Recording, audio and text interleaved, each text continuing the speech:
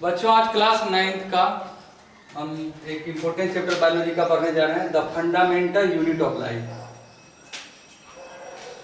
सबसे पहले सेल है क्या, इसको जानने से पहले बच्चों ये सोचो कि लिविंग और ऑर्गेनिज्म और लिविंग ऑर्गेनिज्म में डिफरेंस क्या है। आखिर वो डिफरेंस आया क्यों? तो लिविंग ऑर्गेनिज्म जो है वो सेल का बना होता है।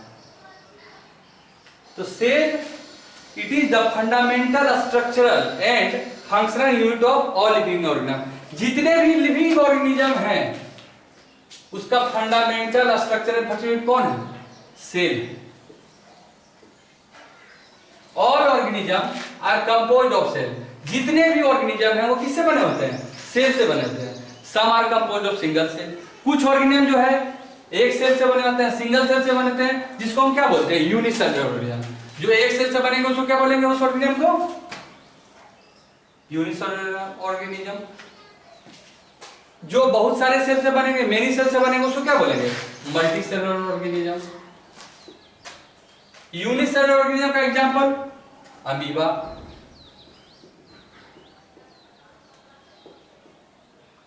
मल्टीसेलुलर ऑर्गेनिज्म का एग्जांपल हम लोग ह्यूमन बीइंग, एनिमल, बर्ड्स।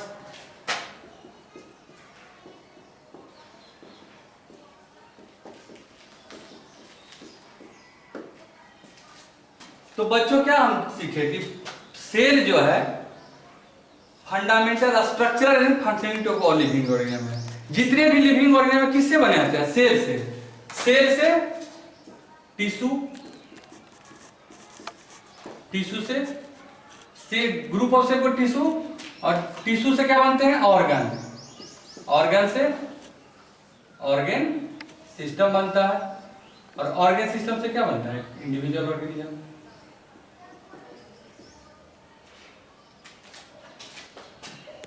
ये क्या हुआ? ये मल्टीसेलुलर में होगा। लेकिन यूनिसेलुलर की बात हम जब करते हैं, यूनिसेलुलर क्या होता है? एक सेल का बनाता है। तो वो एक सेल का बना हुआ है, इसका मतलब वो इंडिपेंडेंट एग्जिस्ट है, उसको दूसरे से कोई लेना देना नहीं है, वो सिर्फ एक सेल ही वो। और सारा फंक्शन अगर वो जिंदा है, जीने के लिए जो भी चीज है उसको सिर्फ वो इंडिविजुअल सेल में उसको मौजूद है। इसका मतलब क्या? यूनिसेलुलर क्या? इंडिपेंडेंट एग्जिस्ट है। क्यों? कि जो भी चीज इसको चाहिए जीने के लिए वो सिंगल सेल में मौजूद है। इसीलिए सारा फंक्शन क्या करता है? सिंगल सेल कर देता है यूनिसेलुलर में। अगर इसमें कोई भी, मान लो कि राइबोसोम होता है इसमें, अगर राइबोसोम नहीं होगा तो प्रोटीन सिंथेसिस नहीं करेगा। तो एनीथिंग, अगर मान लो यहाँ राइबोसोम एब्सेंट है तो ये सेल एग्जिस्ट नहीं कर पाएगा, सर्वाइव नहीं कर पाएगा। तो anything less than a complete structure of cell. एक कोई सेल है, उसका कोई भी कंपोनेंट अगर एब्सेंट है तो वो इंडिपेंडेंट एग्जिस्ट नहीं करेगा। इसीलिए हम कहते हैं सेल क्या है? Fundamental structural and functional unit of all living organism. और इसको हम सिंपल लैंग्वेज में, भाषा में क्या बोल सकते हैं? Cell is the basic unit of life. समझे? अब हम बच्चों ये भी जानते हो कि हम जो ह्यूमन बीइंग है उसका शुरुआत कहां से होता है? जायगोट से। फर्टिलाइजेशन, आफ्टर फर्टिलाइजेशन जायगोट जो है सिंगल सेल, इसी में क्या हुआ? क्लीवेज।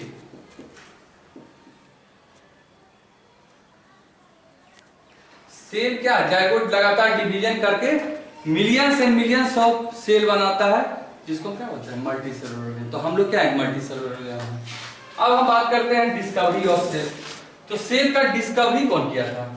तो सबसे पहले ये जानो बच्चों की पहले मेडिकल साइंस जो इतना डेवलप नहीं था, माइक्रोस्कोप उतना बहुत ज्यादा मैग्नीफाइंग पावर वाला नहीं था। तो सबसे पहले सिंपल माइक्रोस्कोप को कौन बनाया था? जैकरियस जॉनसन। सिंपल माइक्रोस्कोप कौन बनाया था? जैकरियस जॉनसन। और इस सिंपल माइक्रोस्कोप को मॉडिफाई कौन किया? गैलीलियो किया। अब बच्चों बहुत ही इंपॉर्टेंट साइंटिस्ट, बहुत इंपॉर्टेंट एक नाम है रॉबर्ट हुक।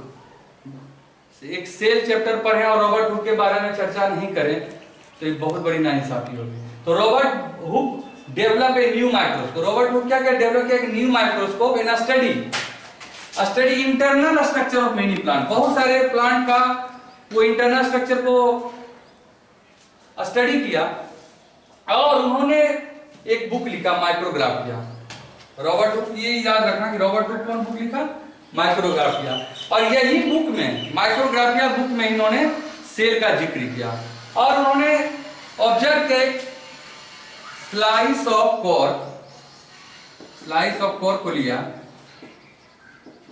कॉर्क है क्या, कॉर्क है, कॉर्क ऑब्टेन हम करते हैं बार्क ऑफ ट्री से, cork obtain from bark of tree.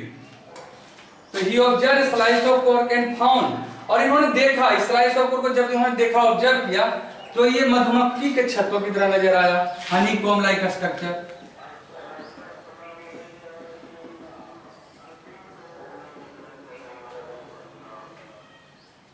इस तरह का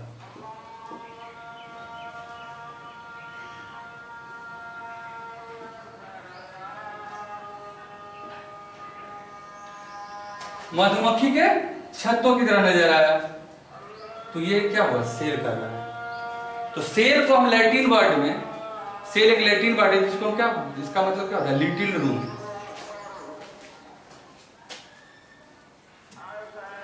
सेल लैटिन वर्ड है, इसका मतलब लिटिल रूम। तो क्या बच्चों, इससे रॉबर्ट को क्या किया, स्लाइस ऑफ कॉर्क लिया और उसको जब उन्होंने ऑब्जर्व किया तो उसको कैसा, मधुमक्खी के छत्तों की तरह स्ट्रक्चर नजर आया, और वो जो एक कंपार्टमेंट के रूप में था, कैसा था, मधुमक्खी का छत्ता को देखो कंपार्टमेंट रहता है, इस कंपार्टमेंट के ही इसको क्या बोला, सेल बोला। और सेल एक लैटिन वर्ड है जिसका मतलब होता है लिटिल रूम, छोटा सा रूम, कमरा। और सर इसलिए हम बोलते हैं कि सबसे पहले जो डिस्कवर्ड किया, फर्स्ट, इसको याद रखना बच्चों, first cell discovered Robert Hooke 1665 में, इसमें कॉर्क। और कॉर्क क्या है, बार्क ऑफ ट्री से हम प्राप्त करते हैं कॉर्क को। अब उसके बाद बहुत सारे और वैज्ञानिक आए, जैसे एंटोन वॉन लीवनह्यूक 1674 में सबसे पहले उन्होंने डिस्क्राइब किया, किसको, लिविंग, ये भी इंपॉर्टेंट है। अब तुमको अगर बोलेगा सबसे पहले लिविंग सेल को कौन डिस्क्राइब किया, तब आंसर होगा एंटोन वॉन लीवनह्यूक। उसके बाद फिर रॉबर्ट ब्राउन को डिस्कवर्ड किया न्यूक्लियस को। रॉबर्ट ब्राउन किसको डिस्कवर किया, 1831 में, न्यूक्लियस को। कहां, सेल्स ऑफ ऑर्चिड रूट में। ये सब क्वेश्चंस है, इसको बहुत ध्यान से आप लोग देखिएगा। फिर पुरकिंजे 1839 में पॉइंट किया टर्म प्रोटोप्लाज्म। प्रोटोप्लाज्म टर्म कौन पॉइंट किया, पुरकिंजे। पुरकिंजे, और प्रोटोप्लाज्म का मतलब क्या होता है, फ्लूइड सबस्टेंस ऑफ सेल। तो एक बार फिर से हम लोग देख लेते हैं शॉर्ट में, सेल क्या है, cell is the fundamental structure and function unit of life. क्योंकि, और इसका बच्चों क्या, anything less than complete structure of cell does not ensure independent living. अगर सेल क्या है, अगर सेल में कोई भी स्ट्रक्चर ऑर्गेनल है या कोई भी ऑर्गेनल है या मान लो क्रोमोसोम है, अगर ये एब्सेंट है तो वो सेल फिर एग्जिस्ट नहीं करेगा। उसके बाद हम देखते हैं सेल का डिस्कवरी कौन किया, सेल का डिस्कवरी रॉबर्ट हुक किया।